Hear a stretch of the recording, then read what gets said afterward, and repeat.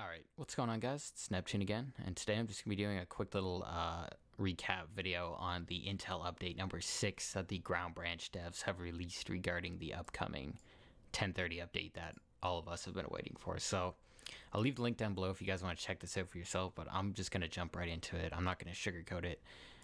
There's good and bad to this dev update, but essentially the bad is that the new animations and the character assets, which is kind of like the core of the upcoming update, the biggest sort of part of the update, is going to be delayed, unfortunately, because as they laid out in the previous Intel update 005, that they've been struggling to get the new character rig, aka the character skeleton, worked out and ready for the new animations and character assets, which obviously rely on the character rig.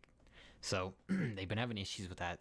So they go on to say, so earlier this month, we brought on board experienced freelance animator Mike Monk, a former Tripwire developer with Red Orchestra, Rising Storm, and the Killing Floor series under his belt. So this dude knows what he's doing. They brought him on board basically to have a look at the new rig and to help them make sure that things were being done correctly and as feature-proof as possible. And apparently the diagnosis wasn't so good. Upon inspection, it was determined that getting the skeleton in shape so that it won't be a source of headaches down the road would take several weeks, possibly a couple months. So the devs go on to say, well, 1030 has been in the works for a long time now, and we don't want to leave you all without a major update for that much longer. So they brought in Mike Monk, an animator who knows what he's doing, and basically it's going to be a while before they can get the character skeleton fully worked out. So that's unfortunate, but then now we get to the silver lining. So the silver lining of this update is basically, so we made a difficult decision, which in retrospect seems kind of like a no-brainer. Let's release everything else. If it's not dependent on the new skeleton, why not put it out there and give everyone some new stuff to start trying out? Postponing the animation and character work sucks, and we're beyond frustrated about being forced to delay the main attraction to the update, but as the old adage goes, it is what it is. Might as well make the best out of the situation, so that's what we're going to do. If we cut the animation and character work from 1030, you get a smaller update, yes, but you get it a lot earlier and have something to play with while we get the rest of the package sorted out. It also means less potential for new bugs, as well as getting older bugs, such as the VoIP randomly not working, fixed at a time. And then they get into what actually will drop with 1030. But before we do that, I just want to reiterate this first sentence that they made here because I was super impressed. I want to give a huge shout out to Blackfoot Studios for this. So basically they said, so we made a difficult decision, which in retrospect seems kind of like a no-brainer. Let's release everything else. And I really respect this because regardless of whether or not it's a early access title or a AAA title or whatever it is, when an update for that game gets pushed back because a certain part of the update isn't ready, but there is things that are ready, and all of it gets pushed back a month or two or whatever it is, just because the devs don't want to release not a big update is so frustrating for me. Like, I don't know about you guys, but I find that so irritating when games like just get whatever you have done out to the player base and let them experience it. Don't try to hoard it all. I get it. It makes more sense convenient wise to push it all out at once, and it also shows all the hard work that the devs have been putting in. Like, it shows the contrast between the game before the update and when the update drops. When they drop it all in one big update, obviously it makes all their hard work more noticeable and everything like that. But damn, man, sometimes you just need to put out whatever you got, and I never understood why no dev team wants to do that. They only ever want to push out the big update whatever they can, but it's like, I feel like it's not just me. I feel like most people would be like, just give us whatever you have, man. Just put out whatever you got. And that's exactly what Blackfoot Studios did here. They made the best of a bad situation, and they're like, you know what? We're not going to push the update months on end. We're going to put out whatever we have now, and we're going to work on what needs fixed, and when that's fixed, we'll drop that. So huge shout out to Blackfoot Studios for that. Mad respect for that. I think more devs should take note on that and follow suit with that type of with that protocol towards delaying updates and whatnot. So anyways, shout out to Blackfoot Studios for that. That's fucking awesome of them. Moving on, what will actually remain in 1030? So we got this little list here of what will actually be in 1030. So the devs say, although we've been forced to push the new animations and character assets back, update 1030 will be far from underwhelming. Here's where it currently stands. So we get the first pass on the Encumbrance system, which is like the weight and stamina system. It is the first pass, so this will almost certainly be tweaked or changed with future updates. But I'm really excited to see exactly how it works and how it plays. So I don't know if it's going to feature just what weapons you're carrying or how much ammo you're carrying and all the gear and everything you have.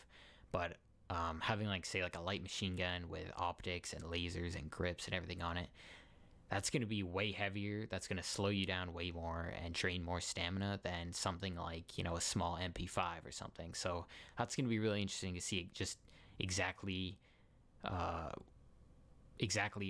the mechanics of this new Encumbrance system will work and exactly how it feels when it plays. So I'm really excited for that. Next up, we get interactive lights, so shootable lights, and you can switch them on and off, and they will be present in all maps instead of the announced few depot and training maps. So I guess at some point, I missed this, but I guess at some point they said that shootable lights will only be on depot and training maps, but they've gone ahead and changed that to all maps now. So that's super awesome, especially for night maps. I'm really excited to test that out and test out shooting out certain lights in certain areas of dark maps to make it all dark. So that'll really bump up the usefulness of night vision across the board with all maps. So that's really nice. I'm interested to see what lights can be only shot and which ones can be switched on and off as well. So that's going to be cool. But anyways, moving on, we get 2 new multiplayer maps. We don't get any idea on what kind of maps they'll be, but just 2 new maps. So that's awesome regardless. Everyone loves new maps. And moving on, speaking of maps, we get map soundscapes and updated acoustics. So I'm not entirely sure what a map soundscape is, but I believe it's referring to like ambient noises of the map, because as it stands right now, if you go into a map and you're not moving or shooting and no one else is shooting, it's pretty much completely silent and it's almost like you're in the vacuum of space. So it's a little weird and kind of eerie sometimes. So that's going to be a nice touch when they add in more ambient sounds and acoustics and things like that. And we get 2 new guns with 1030, both 7.62 by 51 NATO, so big boy calibers, big boy battle rifles. So I'm really excited for this. We get a tactical FAL and a G3A3. Now, we already have an FAL in the game, but it's a vintage FAL and you can't put any attachments on it. This tactical FAL, I'm assuming, will have rail systems. You'll be able to put grips, optics, lasers, all type of stuff. So that's going to be really cool. And the G3A3, I love G3s so much. I really hope that the G3s can switch between sort of, if you're familiar with G3s, there's a flat handguard and there's a rounded handguard. And so I'm really hoping that you could switch between both of those. But regardless, 2 new 7.62 NATO battle rifles. That's going to be super fun to test those out whenever 1030 drops. So those are the features that will be in 1030 when it drops. Here, then there's a list of the delayed features. So obviously the new character assets, so the new clothing and gear and kit pieces and whatnot, those all rely on the new character rig, which isn't worked out fully. So those will be delayed, obviously. The new animations will also be delayed, obviously. There was going to be an M24 SSW, which is a real, not a DMR, an actual sniper rifle. A bolt action sniper rifle was going to be added, but due to the bolt action poses and animations, obviously that will be delayed as well. Prone position, obviously that's an animation, so that's being pushed, but whenever that does get added, that will be a complete godsend because that's very much needed in this game right now.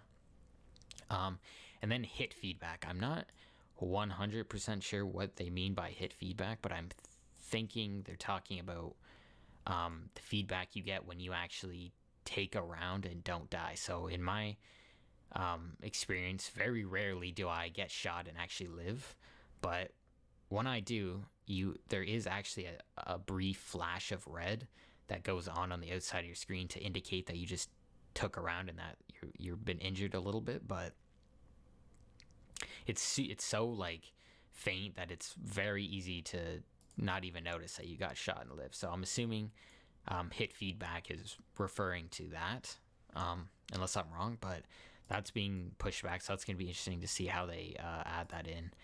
And then they have a little list here of to be confirmed features. Now, to be confirmed features are basically, they may or may not make the cut of 1030. So there's no promises here, but there's some cool things on this list. So some of the things on the to be confirmed list are visible gunshot wounds. That's going to be really cool for immersion.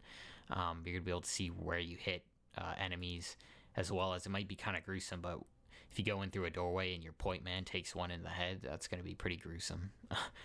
But that's going to be a cool touch. Wristwatch, I believe, is going to function as a compass, essentially. So that's going to be great for callouts and communication with your team. But it relies on the new clothes with the cuffs pulled up and whatnot, which are being delayed.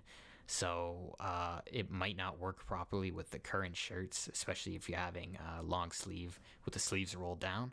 So if this does come out with 1030, then if you want to use it, just make sure you're wearing a shirt with the sleeves rolled up. But they did say potentially they might have a workaround for that. So if it does come out, I guess we'll find out. But that's going to be a cool new feature, the wristwatch, whenever that does come. And then listen servers, aka hosting your own games without having to set up a dedicated server. This was not planned. This was not a planned feature for 1030, but might be ready for it. So this is also really awesome because right now you can set up your own dedicated server for free, but the thing is that you can't. If you set up the dedicated server on your PC, you can't play the game on that server on the same PC. You need a different setup for that. So that's kind of unfortunate. So if this does get implemented, that's going to be super nice to be able to just have your own little private server for you and your buddy to play in and whatnot. And you won't have to go through the trouble to set up a dedicated server. So that's really cool. But that pretty much wraps it up for 1030. So like I said, animations and character assets are being pushed, but we're still getting the weight and stamina system, interactive lights, 2 new multiplayer maps, some map soundscapes and whatnot, and 2 new guns, the FAL and the G3. And then we have a few potential cool things like visible gunshots, wristwatch, and servers and whatnot. So that's pretty cool. That pretty much wraps it up. But then they have a list of sneak peeks here. So these will not be in 1030. 100% will not be in 1030, but there's a few images here, some cool new pieces of gear that are going to be implemented. So we have the M110K1, which is a modernized version of the M110 or the SR25 DMR. So that's a really sick looking DMR. Rangefinder, so there's going to be range finding and night vision in this. As you can see, these battle belts and stuff have such crazy high res resolution, so these are great. Whoever worked on these did a great job. Chest rig in the background, more things. These mag pouches looked great. Here's some AR mags, some pistol mags, and some assorted submachine gun mags and whatnot. And that's it. So like I said, these little things that you see here, this is just a sneak peek for what's coming after 1030, but yeah, it's just something nice to look forward to. But anyways, that pretty much wraps it up. Like I said, I'll leave the link down below if you guys want to check this out for yourselves. But leave a like, leave a comment down below. Let me know what you guys think about 1030, and let me know what you guys think about the devs deciding to push out what they have right now, even though they're missing sort of the big chunks that was supposed to be in 1030. I think it's a really good move. I really respect them for doing that. So let me know what you guys think down below. Leave a like, leave a comment. It helps me out a lot. But yeah, I'm going to wrap it up here, guys. Neptune out. Peace.